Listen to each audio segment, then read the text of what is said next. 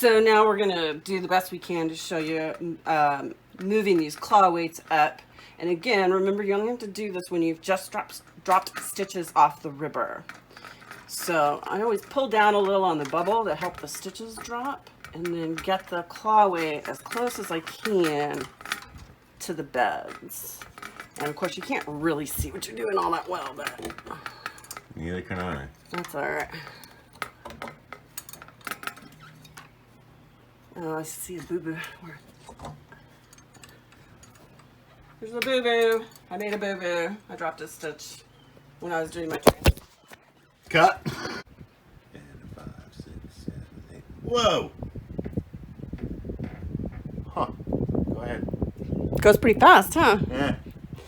So, what I'm going to do now is demonstrate what I do about moving weights up as the piece gets longer. So we're going to pretend that my weights are almost touching the floor. But you want to leave this comb in for the time being so that you still have tension here. It makes it easier to do this. But then I use my shorter ribber comb. And I just slide it in to the fabric. Woo! Yeah, I won't be able to catch that. Well, let's do it a little lower down so they can actually see. I get it up as high as I can, but you just sort of wiggle it in there, put in your wire.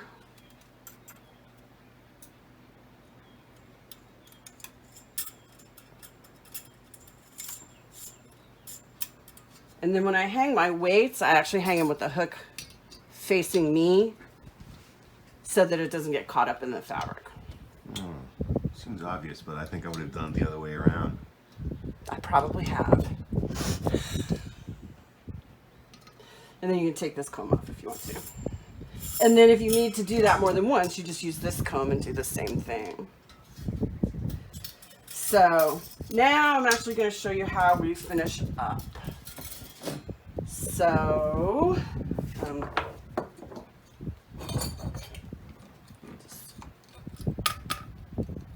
I just took these off for demonstration purposes. So now I'm just going to hang them on real quick. And then we're going to go back up.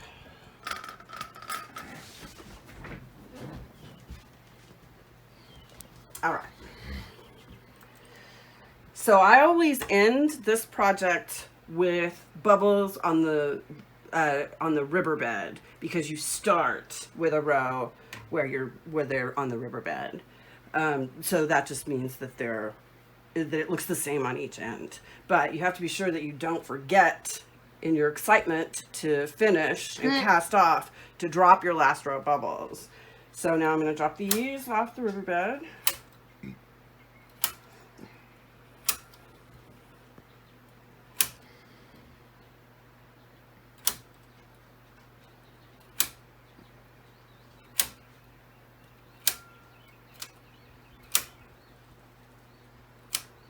One of the reasons that I do actually like to push all the needles that I'm going to drop out of work first and then go back and drop them is that then you can sort of think to pause and just look at everything and make sure you don't have any needles that you're not supposed to drop. Like this one.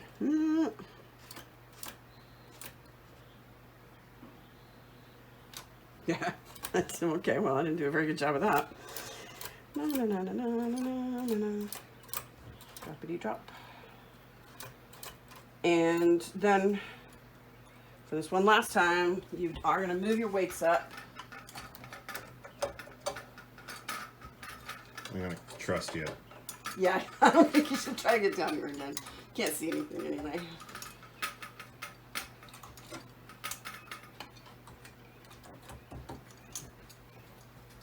And now, we're gonna put all the needles back into work.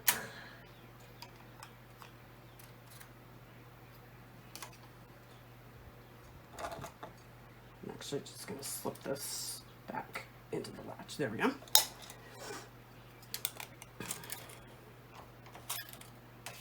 So now everybody's in work. And you're going to knit 7 rows of full needle rib.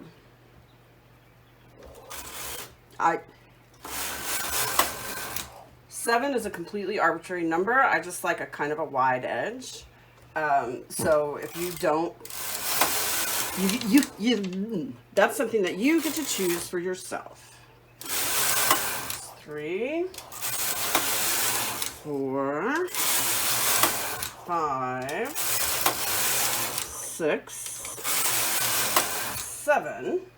And now we're going to set the carriage to knit circularly again. So I'm going to flip that up to 0, flip that over to C. We're going to... Where is that flip? Up here? Oh, gotcha. Yeah, so that's regular.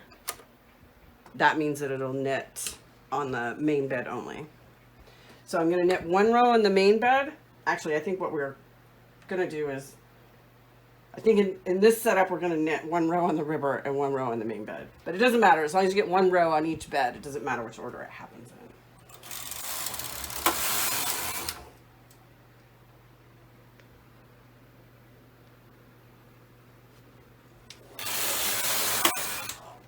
So yes, now it's open on that end.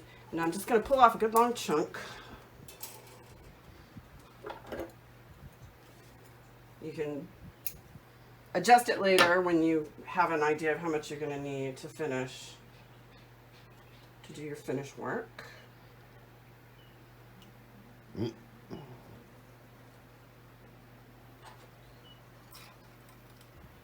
that down between the beds.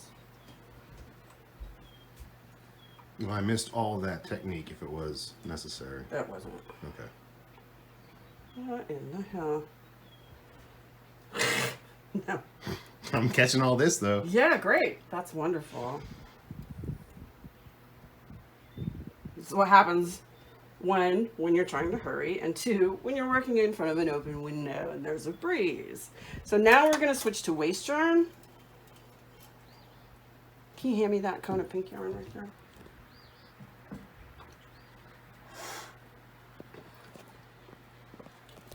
And you're going to keep knitting circularly. So you want to knit 1 direction on the main bed and 1 direction on the ribber so that you have sort of a little envelope situation happening. The mast. I know, right? Sounds so formal. Mm-hmm. The mast. So you want to get your... I mean, it would make sense. Like, the dudes that tie knots would figure out how to make this thing work.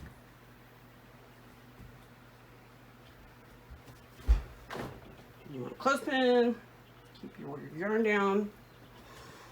And then I usually knit about 30 rows, which means you'll get 15 rows on each bed. Just because I like to not worry about my waste yarn coming undone while I'm doing my finish work. So I always do a lot of rows. So we're going to do that.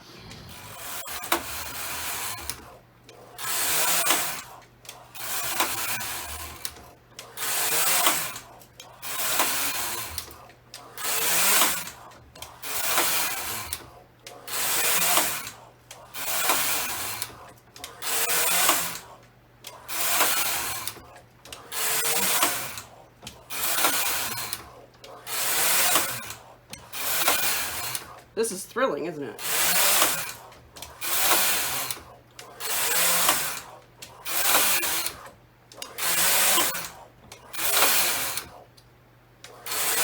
Almost there.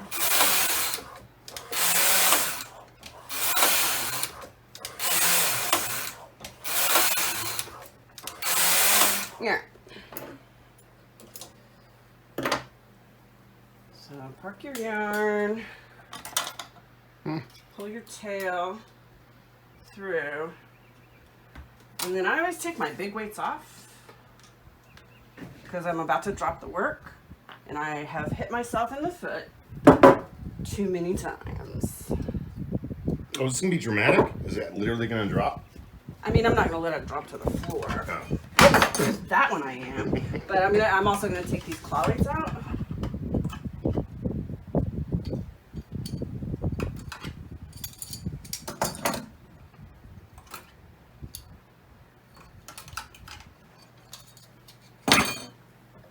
And just put a little bit of